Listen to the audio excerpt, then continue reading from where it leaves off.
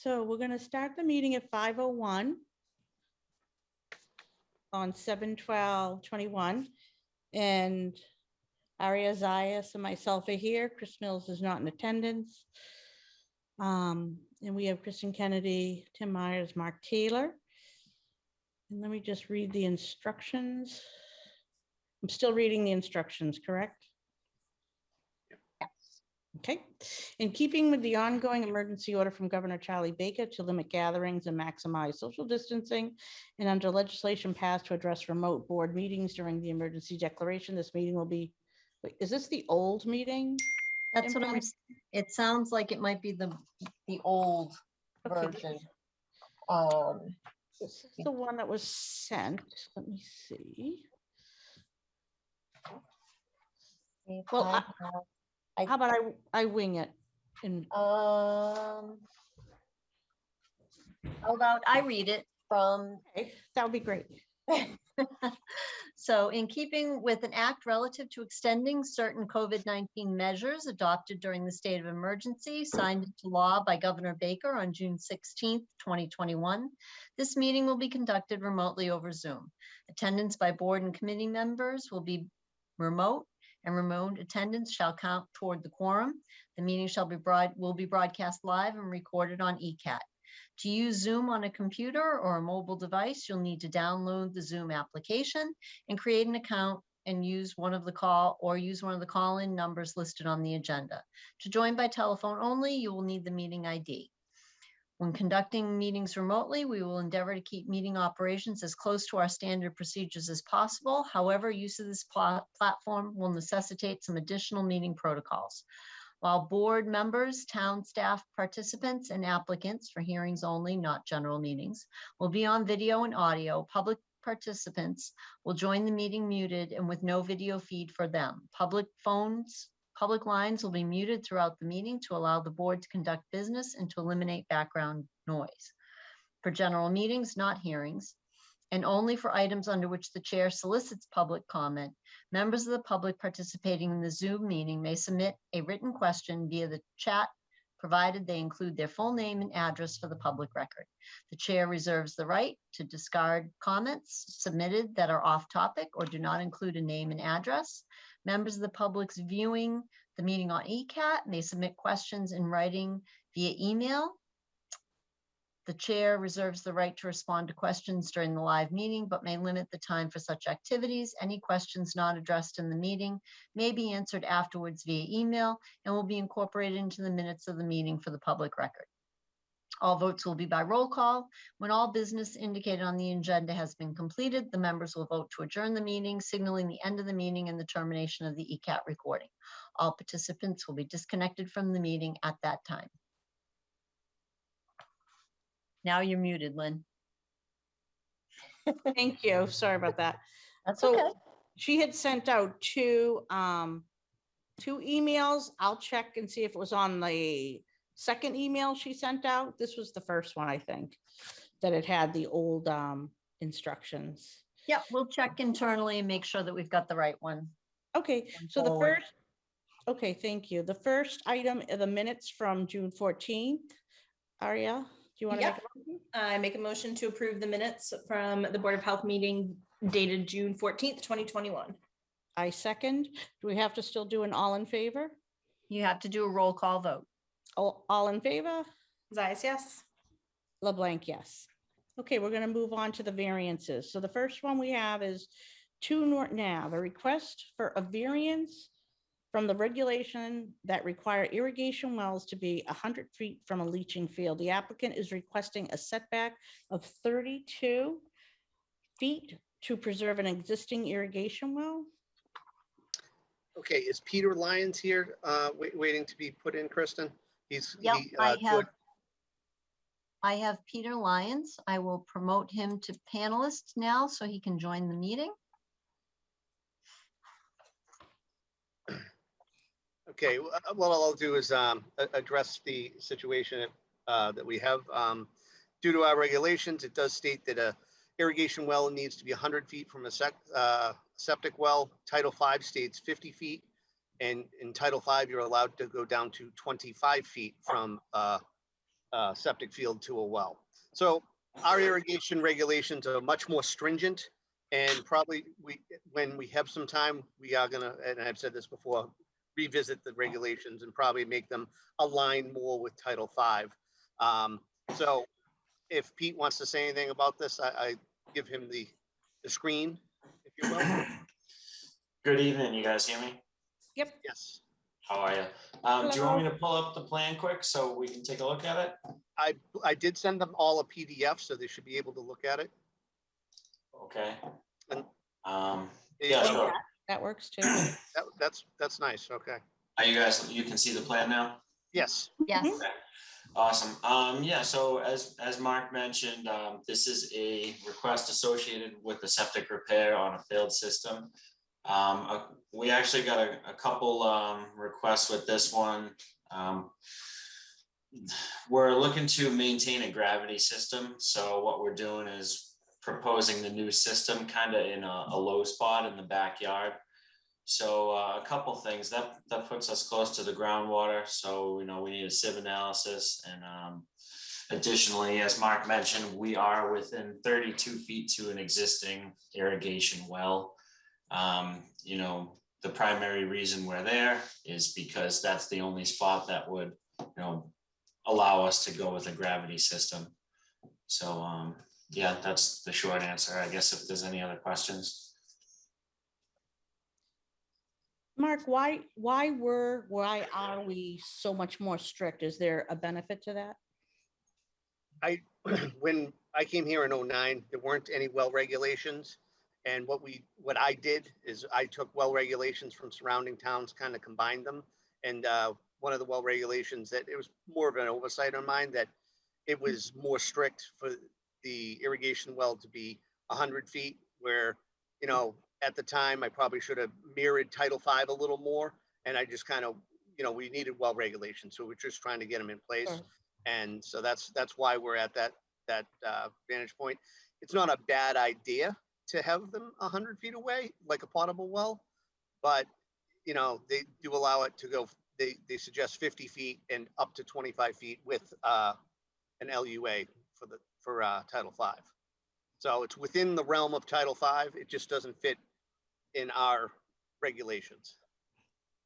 Do you see any problems with this plan? No, I do not. So I would recommend to approve. Okay. Aria, anything? Yep. I make a motion to approve the variance request for 2 Norton Avenue, a request for a variance from the regulation that requires irrigation wells to be 100 feet from a leaching field. All those in favor? Zayas, yes. And LeBlanc, yes. Okay, thank you. All right, thank you. Have a Thank good you, night. Peter.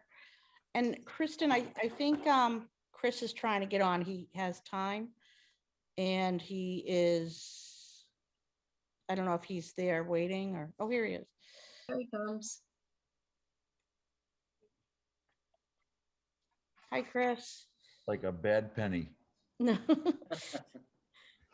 So we're on the agenda, we're down to number 2 under variances.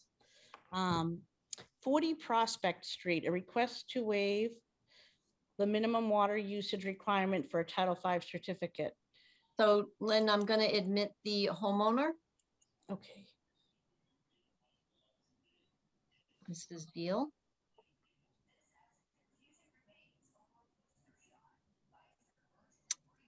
Mrs. Veal, we've promoted you to panelist, but we're not seeing you and you are muted. There you are.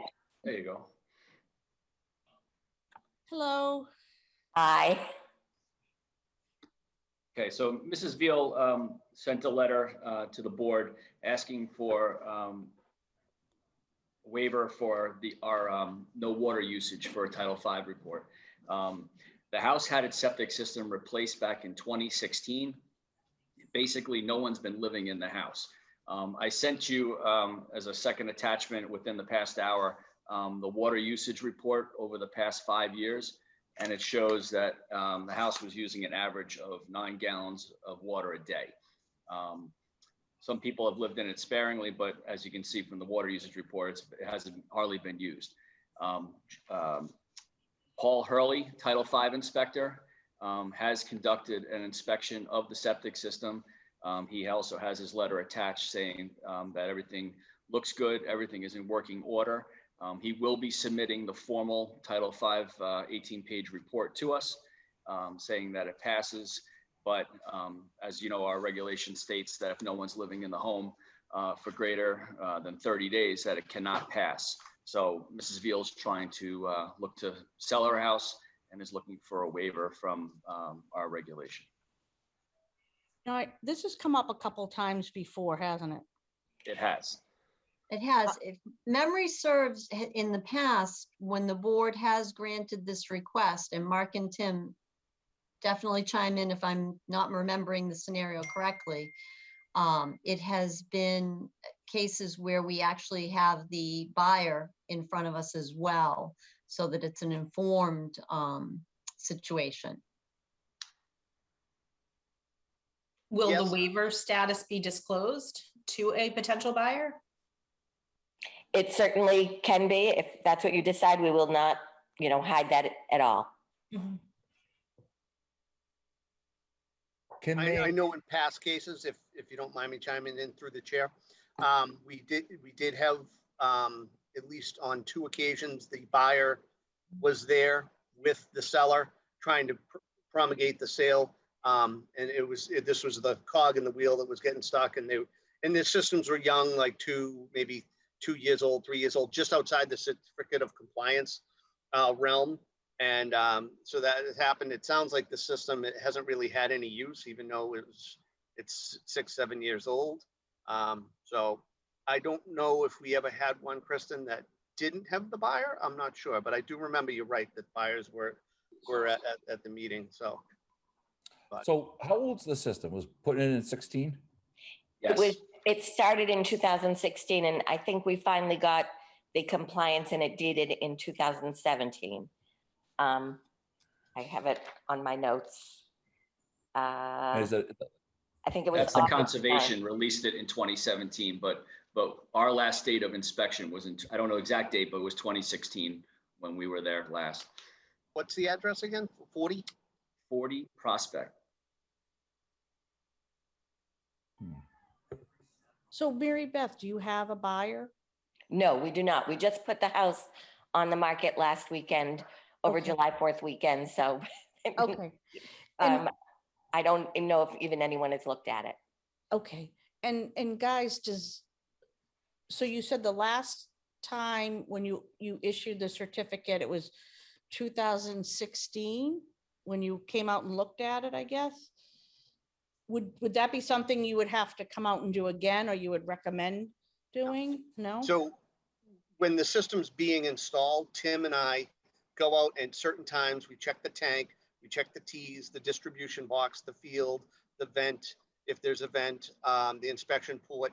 Then the system's covered over, and the engineer goes out and takes their measurements, the inverts of all the pipes and whatnot. And then we get a certificate of compliance generated in an as-built plan from the engineer.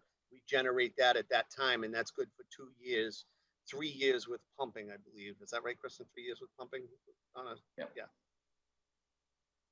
So Lynn, our inspections that were done in 2016 are construction checks as it's being constructed.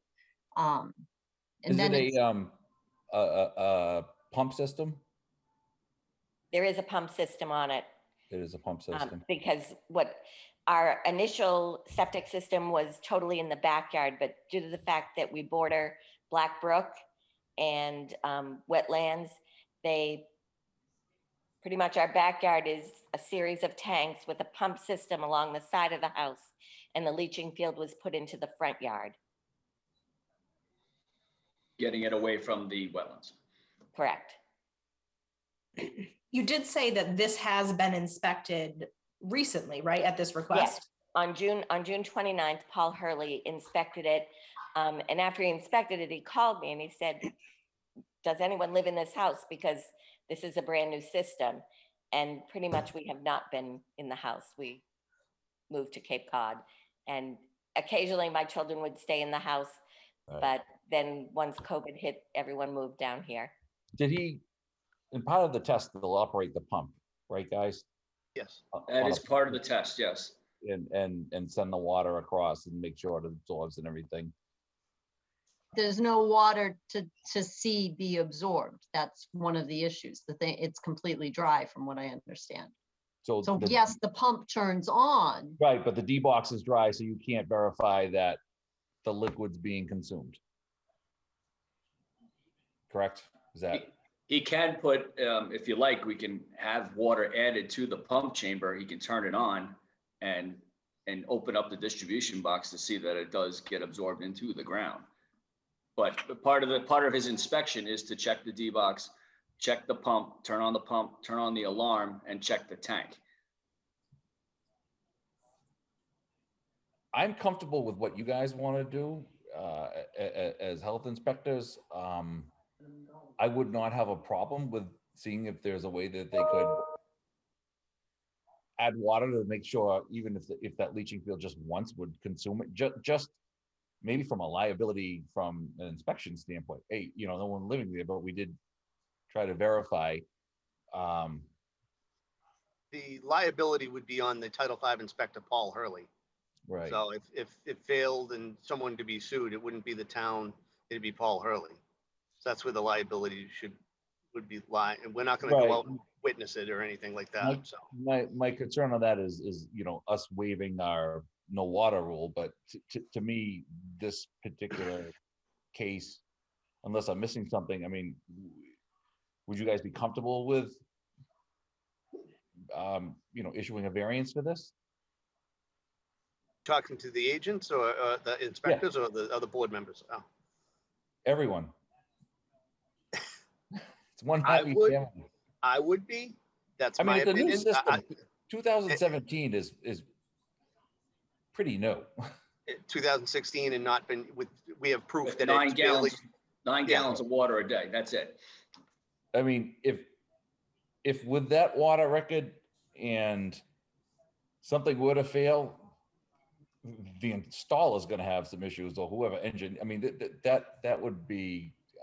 I'm pretty comfortable with making a recommendation to approve a variance for that. I just don't. My concern is with the water usage thing, because I have heard of other people having issues where it won't pass because I don't have any water records or whatever. So it's not an uncommon thing from what I've heard. But this isn't an old system. This is almost, I would consider it a brand new system, And Chris, to that thought, we always tell people you do have the option to approach the board with a variance. We always tell people that if you don't, you know what I mean? That it's always an option. It doesn't mean it's going to be, they're going to be, oh, you're okay, you're okay. It's extreme search. This is probably, I would say, the fourth one, and since I've been here in 2009, that we really come up against that. That the board's probably going to sounds like you're in favor of. I'm comfortable with making a motion to approve. Can I just ask a couple questions before we do? Mary, so guys, Tim and Mark, remind me how many days of usage we usually have recorded to know that the system's working well. Like, was it a month, 3 months? No, the Title V inspector has to supply us with 2 years worth of water records, and the report shows it broken down by month. So generally speaking, if there's a 0 in the last month of the inspection, this is the case, the 0 is pretty much for the past year, with the exception of June. There was 5 gallons of water used a day. They have to supply us with that. I was able to get the water department to generate a 5-year water record, and that's what I sent you as a separate attachment. And you can see there's a bunch of zeros. I mean, the highest month I think I see is like 24 gallons a day. I have the water records, and there were a few months, there was a 560 and a 470, but those were back in the end of 2019. Yes, I'm talking about average per day. Yes, you're right. There Okay. is, you're looking at the usage for the month. Correct. Okay. You have And the irrigation, Mary? Overall, for the Mary past Beth? 5 years, it's No, I been do not. Oh, six 16,590 gallons of water used over the past 5 years. okay, and if this is waived, would we recommend that Mary Beth let the buyer be aware of this information prior to the purchase? I have no problems with that Okay. at all. Would that be more of a legal disclaimer though? Is that something that we would want to have the responsibility for being in a deed or a contract? I don't know, the sale of a home?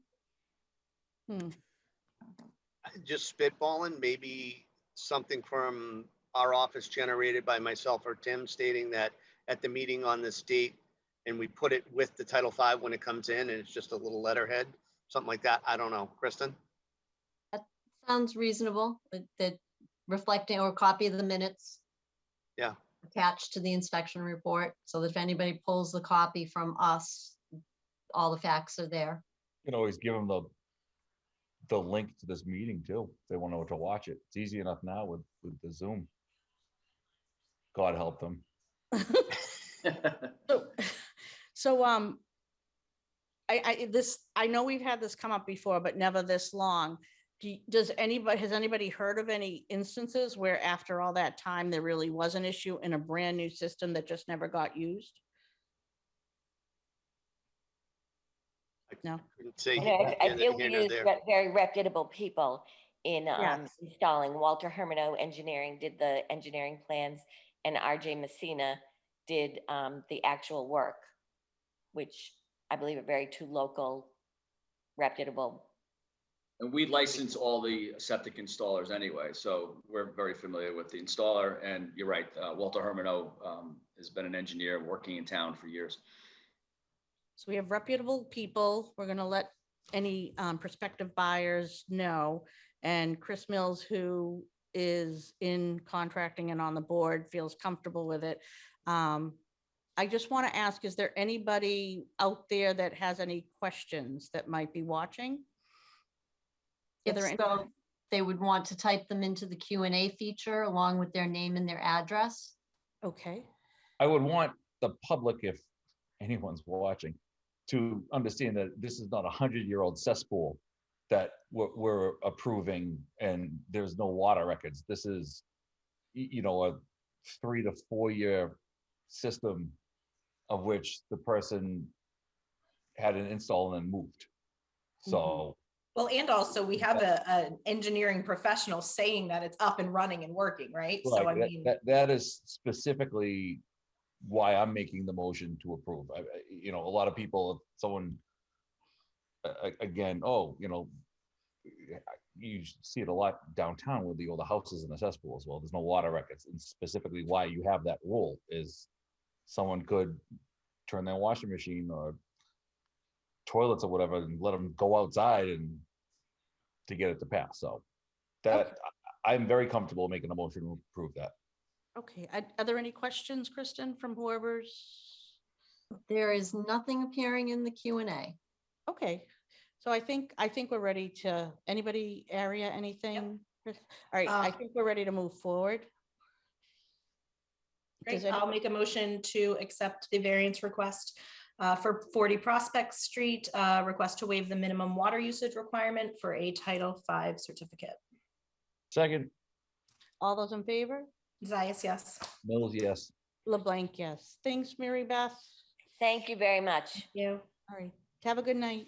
You too. Okay, so now we're going to go into action discussion. We have the novel coronavirus update.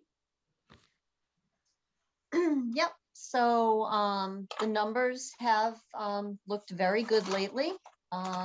For the 2-week period, June 13th to the 26th, we had 9 cases out of 919 tests.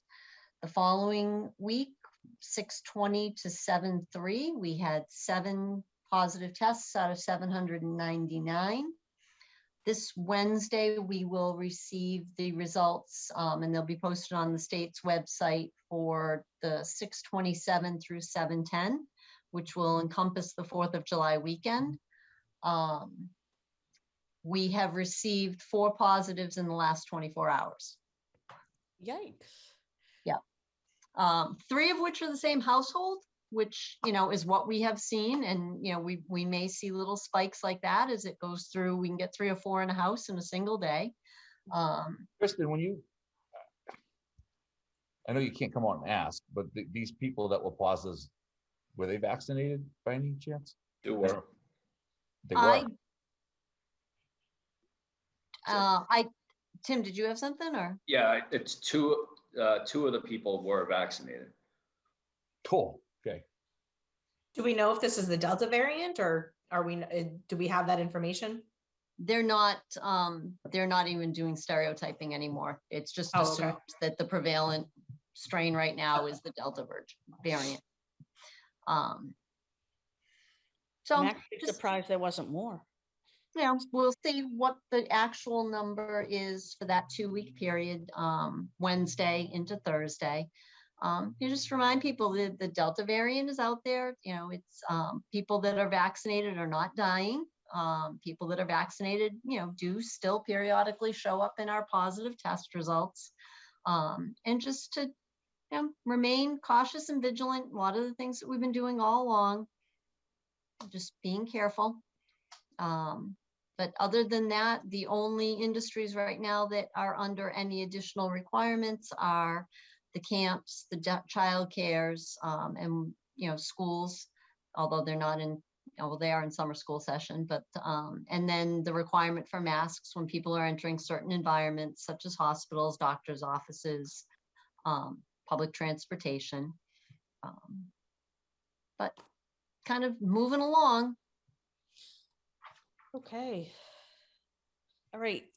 Then we have, thank you, Kristen. Item B, arbovirus, tick-borne, and mosquito-borne illnesses. So, Go ahead. So we recently added the 2021 arbovirus surveillance and response plan to our website. This is the plan. Within this plan are the criteria that define what a lot of people hook their hat on every year as far as our risk statuses for both Tripoli and West Nile. And while we anticipate this being the 3rd year of a Tripoli outbreak and have been planning for that, Easton is beginning this year with a low risk status, knock on wood. And that's based on the fact that we have had Tripoli activity within the past 10 years.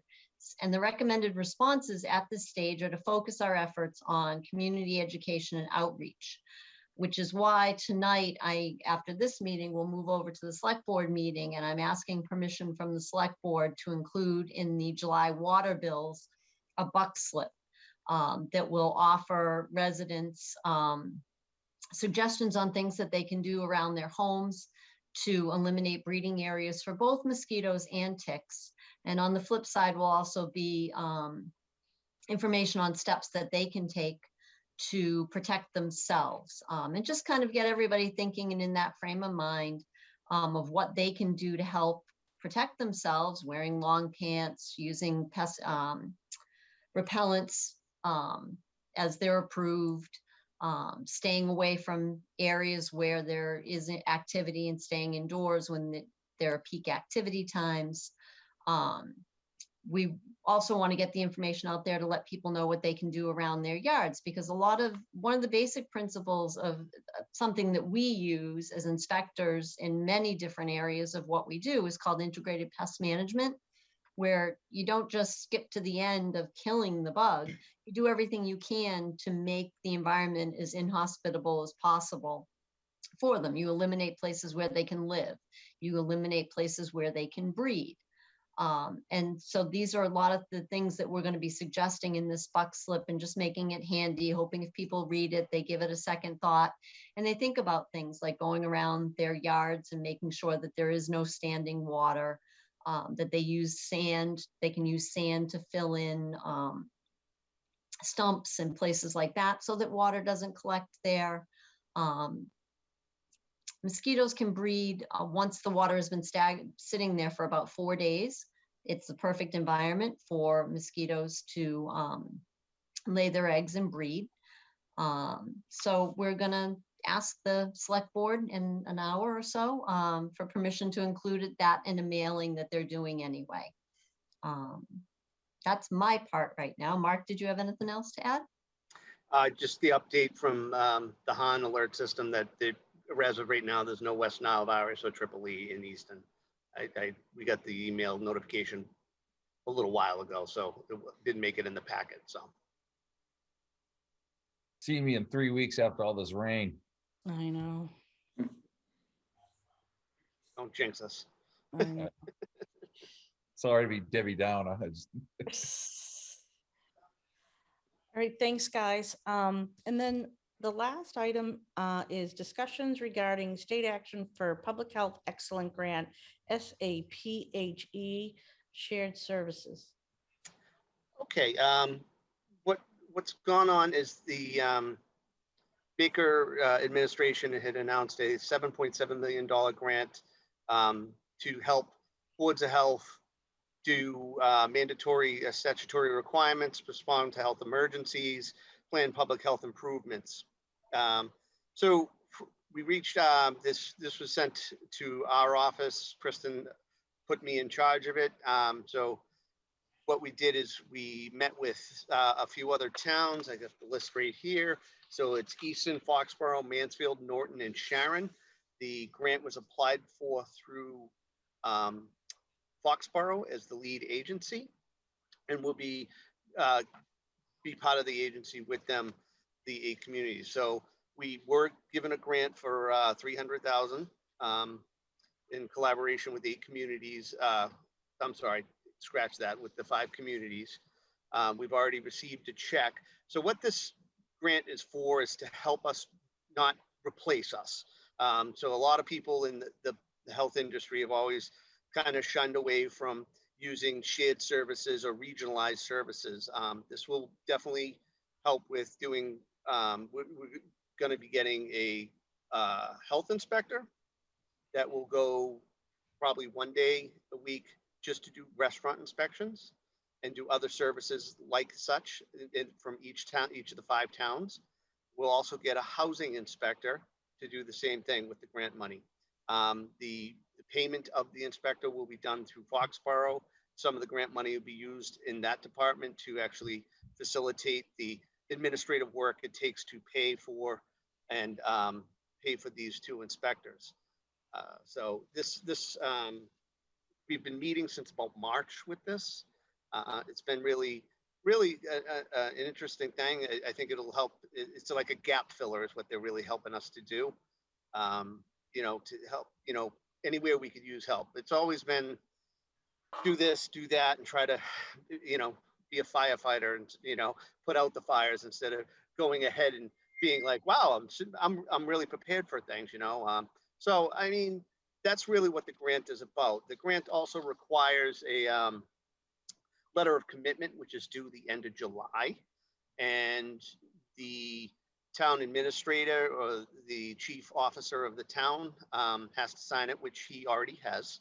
And I have the document handy. And then the Board of Health would, I would say, pretty much have to vote on it, and they would have to sign off on the grant as well. And then I submit it to Foxborough, and all the surrounding towns will submit theirs by July of the 31st. So, questions? In the packet of information you gave us, was it the 13th you said it had to be signed off by? 31st. Okay, so, If I wrote the 13th, that's just me being a little dyslexic. So I want to ask, of all the positions that they say you could have for the shared public health positions, those are the only 2 positions you guys as a collective are thinking of hiring? As of right now. As Okay. of right now. There is talk about an epidemiologist, if I can spit that out. That was brought up at the last meeting. So I believe Amy Palmer is looking into that from Mansfield. This grant would run for about 3 years, and then they try to extend it further and further. And if they did hire an epidemiologist, it would be shared by all 5 communities. I The believe data so. collection. I believe so. I don't have a definite answer on that, so I don't want to speak out of school on that, so. And the other 2 positions would be shared by all 5 communities. Yes. So Yes. so it's for about 3 years, and then to sustain it after that. Doesn't necessarily, we try to continually get grants to sustain it after that. They're not looking to have the towns take over it would either end or we'd go grant money. We're not going to be, dishing out the money to keep them going. I don't think. That's not the way it was sold to me in the presentation. So. Okay. The purpose of these grants was to get us all interested and start thinking about regional approaches and being able to, add staff and add coverage and add specialties. The housing is very exciting to have somebody that can focus on. When we get entrenched in a complicated, even I won't even say entrenched in a complicated, we get entrenched in a moderate housing situation, it can take up an extensive amount of time. So having somebody who is well-versed and who can put the time into it is definitely going to be an asset for the 5 communities involved. Yeah, they'll be specialized in housing. They want them to pass the community housing program given by the state, have that certificate so they know what they're doing. Then they'll be trained by, probably myself, Tim and Kristen, of how we want it done when they're here. And, because everyone, skins the apple a little differently than the other person. So, and it just having, I remember one housing case took me 5 months to really clear up, and it was hoarding, and they fell through the cracks with getting them social help and everything. And it was before we had any social work in town to help. It was tough. So if we have someone that can do this and they can represent the towns and go out and do these things, I think it'd help us free up time to get other stuff done and we'd be more effective as a department. And so. Well, it really sounds great. But just to clarify, a shared services coordinator or a public health nurse, those aren't 2 positions that you're looking into right now? Yes. Or are you? There's a separate grant opportunity that we've expressed interest in with the same towns. It's a separate application that was being prepared that would deal with basically filling in the epidemiology and or it's a separate setup to take over when the state finally dismantles CTC for the COVID follow-up. So they're looking on getting it started that way. And we threw our name in the hat with the same communities. And as Mark mentioned, Amy Palmer is going down the path with that application. We can't go back and change. We applied for the grant for those positions. And I believe, Mark, correct me if I'm wrong, they had tried to get tobacco into that mix. Yes, And, they did. and that Tobacco. was not an approved use under what this grant was looking for. There is a separate grant that is looking at more of the epidemiology, the COVID, the CTC pieces that we have thrown our hat in the ring for. So hopefully we'll be as successful with that application as we were with the first one. And the catch-22 was where the usages that they wanted to use, they wanted to help us do the things we're already doing. It's not add things to the list. And we're not doing the tobacco stings like the collaborative used to do, that we've tried to get in the collaborative several times, but haven't had any funds got cut and we didn't make the list for the tobacco stings back in the day. So that's why it ended up being housing and food inspector. So very time consuming things, and it'd be nice. Like a lot of our restaurants, our late night is Monday night. A lot of restaurants are closed Monday nights. It makes it very difficult to do multiple inspections. I mean, we do have overtime in the budget, but having someone, and this person in the preliminary draft job description states that nights and weekends would be used to do inspections. So that'd be good to have them go do some of these restaurants on the Wednesday night, you know, and say, okay, I went to XY restaurant that's closed Monday, Tuesday, and I went there Wednesday, and, you know, these were the issues, and then report back to us, and, you know, we can go from there. Well, it definitely sounds like it would help out a lot. Does anybody have any questions or comments? No? So Mark, you had said that it has to be voted upon? I think that the proper method would be to vote on it, that you approve the moving forward with the shared services grant. And then I could, Lynn, I could meet up with you and have you sign shared services grant paperwork Okay, as the chairperson of the Board of Health. okay. Let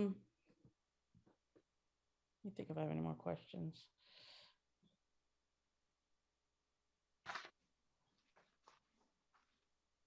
It's kind of, it's strange for me to wrap my head around because we're going to agree for moving forward, but we really 5 other communities are involved, so they all have to vote in and be on board for this to happen, correct? Mhm. Okay. And Mark, what you did write it right. I misread it, just so you know. It wouldn't surprise me if I wrote it backwards. I must have a little dyslexia. Does anybody want to make a motion? Yeah, I'll make a motion to, how are we saying this, to accept the grant documentation for shared services. Second, All those in favor? Zayas, yes. Mills, yes. LeBlanc, yes. Okay. And just trying to get out of this screen, get back to the other one. I think that was the last thing on the agenda, unless there's any other comments or concerns. When did they think they'll be meeting in person again? We don't have any indication yet. And whether or not they'll be approving hybrid versions or, you know, what that will look like for us. For right now, this is the path that we're on. Okay. I'd like to make a motion to adjourn our meeting at 5:43 p.m. Seconded. Second, All those in favor? Zayas, yes. LeBlanc, yes. Mills, yes. Thanks, guys. Thank you. Have a good Alright. rest of the Bye. month.